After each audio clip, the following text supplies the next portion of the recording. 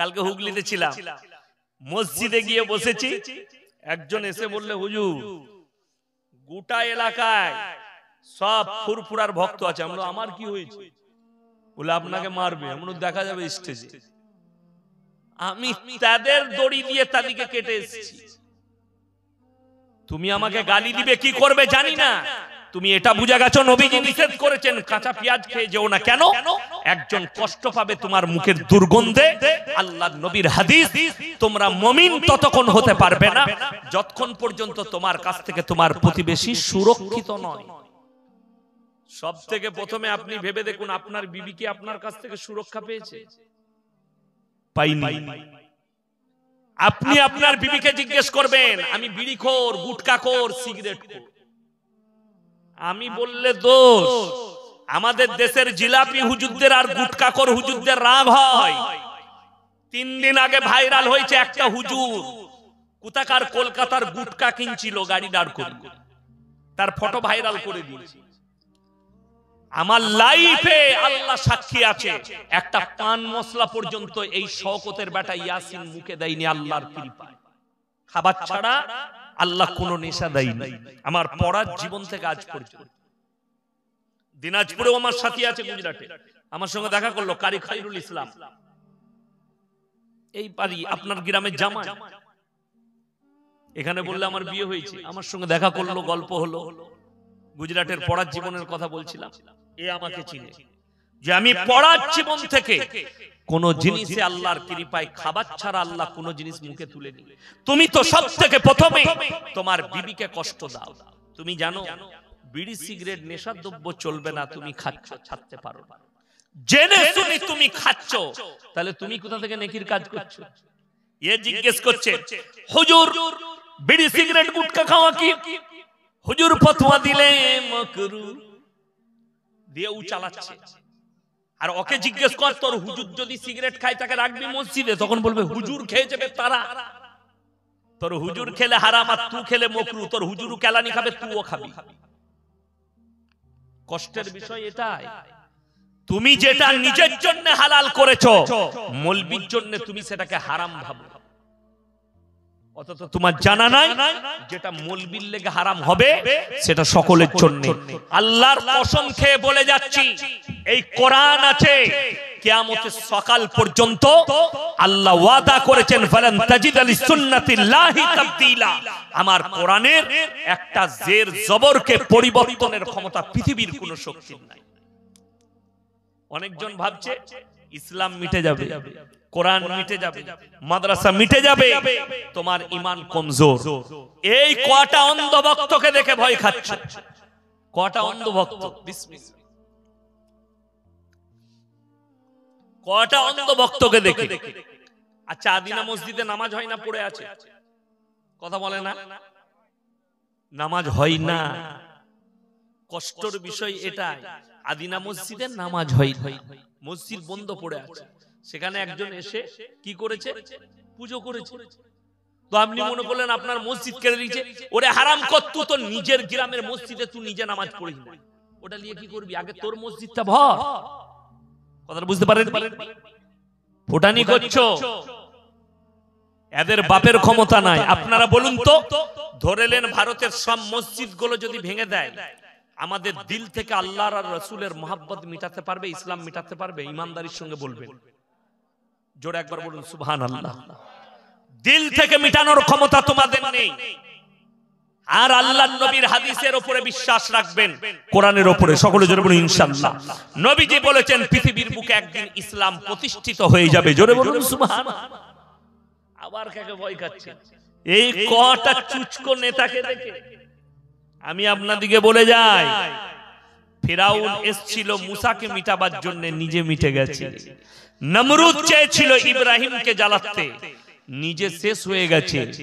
আর এই কটা চুচকো অন্ধভক্ত তারা বলছে इस्लाम को मिटा देंगे, भारत से मुसलमान को भगा देंगे।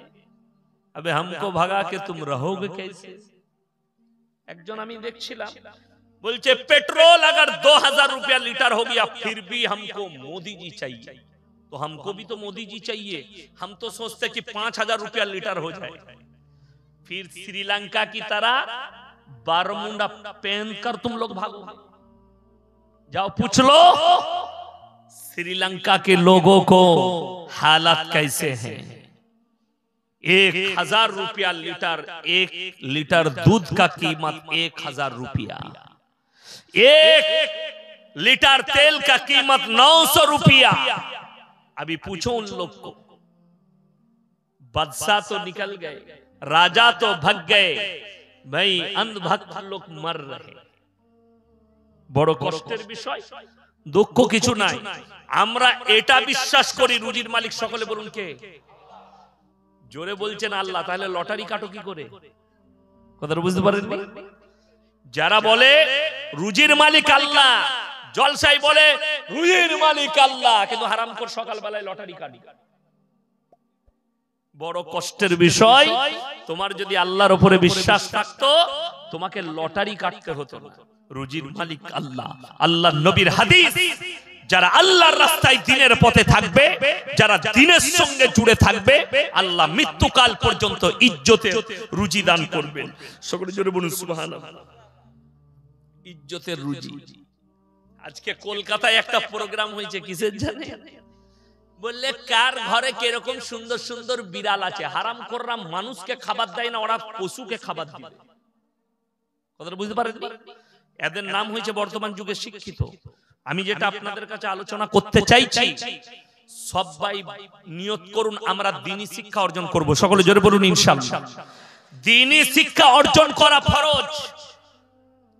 কেন জানেন? এই ভারতে বর্তমান যুগে যতগুলো ইসলামের বড় বড় দুশ্মন দেখতে পাচ্ছেন, একটা অমুসলিম ঘরে জন্ম নেয়নি, সমস্ত মুসলমান ঘরে জন্ম নিয়েছে। লখনৌ বাড়ি সেও জন্ম নিয়েছে মুসলিম ঘরে। কোরআনের 28টা আয়াতের উপরে সুপ্রিম কোর্টে কেস ঠুকেছিল, কোরআন से ये 28 आयत को हटाना पड़ेगा। जोरे बोलুন नाउजुबिल्लाह। সুপ্রিম কোর্ট খারিজ করে দিয়েছে। এই ছেলেটাও মুসলিম ঘরে জন্ম নিয়েছে। পাকিস্তানের তারেক ফতেহি ভারতে ঠাঁই নিয়েছিল হারামখোর। মিডিয়ার সামনে বলেছে ইসলাম ক্যান্সার की तरह एक बीमारी है।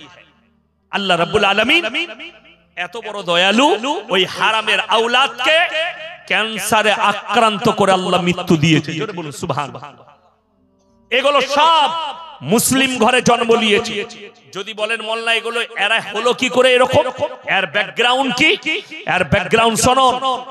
তসলিমা নাসরিন কোন বাংলাদেশের বড় কলেজে পড়েনি। তসলিমা নাসরিন আপনার যাদবপুর বিশ্ববিদ্যালয়ে পড়েনি, পুনের ইউনিভার্সিটিতে পড়েনি, মুম্বাইয়ের ইউনিভার্সিটিতে পড়েনি। এই মেয়েটা পড়ছে লন্ডনের অক্সফোর্ড বিশ্ববিদ্যালয় থেকে পড়াশোনা করেছে। এর বাবা মা ছোটবেলায় একে দুনিয়াবি শিক্ষা তো দিয়েছে, এদের কেউ কি এদের বাবা মা দ্বীনি শিক্ষা না দেওয়ার কারণে এরা এই জায়গায় পৌঁছালো। আমাদের দেশের কিছু শিক্ষিত হারামখোরের আওলাদ আছে, তারা তসলিমা নাসরিনকে সাপোর্ট করে। একজন ভালো লেখিকা, একজন ভালো স্পষ্টবাদী লেখিকা, সে যদি স্পষ্টবাদী লেখিকা হয় শুনে নাও, তার লজ্জা বইটার নাম লজ্জা। কি নাম বললাম? লজ্জা। সেই বইয়ের মধ্যে সে নিজে লিখেছে, আমি আমার মাকে আমার চাচার মশারিতে দেখেছি। তাহলে তার জন্মটাই ঠিক নাই। যার জন্মের কোনো সূত্র নাই, তার চাচা দিয়েছে না বাবা দিয়েছে সে নিজে জানে না, সে নিজে প্রকাশ করছে আমার চাচা আমাকে জন্ম দিয়েছে, মানে হারাম আওলাদ।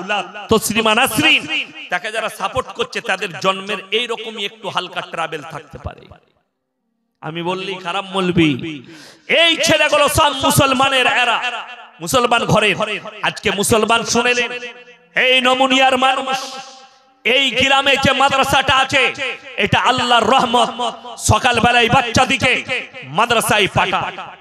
আমার গ্রামে আমি নিয়ম করেছি আমরা যে সকালবেলায় যে বাচ্চাদের স্কুল নেই তাদেরকে মাদ্রাসায় পাঠিয়ে দেই। তারা মাদ্রাসায় পড়বে। 100-150 ছেলে খালি মাদ্রাসায় আসে সকালবেলায়। তারা পড়ে চলে যায় 9টার মধ্যে। 10টায় তাদের স্কুল শেষ হলো, আবার চলে এলো মাদ্রাসায়। আপনার সিস্টেম করুন।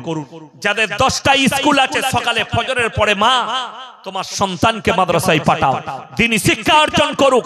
কে বলেছে আপনার ছেলে হাফেজ হওয়ার পরে ডাক্তার হতে পাবে না, আপনার ছেলে ইঞ্জিনিয়ার হওয়ার পরে আপনার ছেলে প্রফেসর হতে পাবে না? একটা বাচ্চাকে নমুনিয়া মাদ্রাসায় নিয়ে আসুন হাফিজে কোরআন করার জন্য। ছেলেটার বয়স যদি 7 বছর হয়, এই শেখ দিকে জিজ্ঞেস করুন, খুব জোর 3 বছর লাগবে একটা ছেলের হিফজ করতে, ঠিক কি না? 3 বছর লাগে। 7 আর 3 কত হলো? 10 বছর। যে ছেলেটা 10 বছরে হাফিজে কোরআন হলো, তাকে কোনো ভালো কনভেন্টার স্কুলে দেন, ভালো মিশনে দেন, সেই ছেলেটা আইপিএস হোক, ডাক্তার হোক, প্রফেসর হোক, ইঞ্জিনিয়ার হোক, আপনার আমার উপকার হবে। এই ছেলেটা কোনোদিন বেঈমান হবে না, এই ছেলেটা কোনোদিন রাসূলের দুশমন হবে না, এই ছেলেটা কোনোদিন কোরআনের দুশমন হয়ে দাঁড়াবে না। আমার মুসলমান ভাই, আপনি আপনার হৃদয়কে জিজ্ঞেস করুন, আপনার ব্রেনকে জিজ্ঞেস করুন যে আপনি মাদ্রাসা থেকে, কোরআনী শিক্ষা থেকে কতটা দূরে আছেন। আমি তো মুখে বলি আমরা যে দ্বীনি শিক্ষা অর্জন করা নারী পুরুষের জন্য ফরজ। এই গোটা রায়গঞ্জের কথা বলবো না, ইটাহার থানার কথা বলবো না, আমি নমুনিয়া গ্রামটার কথা বলছি। এত বড় গ্রাম, এই গ্রামের গোটা গ্রামের মুসলিমদের যদি এই মাদ্রাসাওয়ালাদিকে দিয়ে, মাদ্রাসার মৌলবীদিকে দিয়ে যদি সমীক্ষা করানো হয়, কত পার্সেন্ট লোকের কাছে দ্বীনি শিক্ষা আছে? আমার মনে হয় 95% লোকের কাছে দ্বীনি শিক্ষা। ঠিক বলছি না ভুল বলছি? ভুল বললে আমাকে অ্যাটাক করবেন যে আপনি ভুল বললেন, এখানে বেশি শিক্ষিত আছে। তাহলে আমি এক্ষুনি যাচাই করে নেব স্টেজে কার ভাঁড়ে কি আছে। কষ্টের বিষয় এটা। এটা শুধু নমুনিয়ার কথা নয়, গোটা পশ্চিম বাংলার নয়, গোটা ভারতবর্ষের হাল।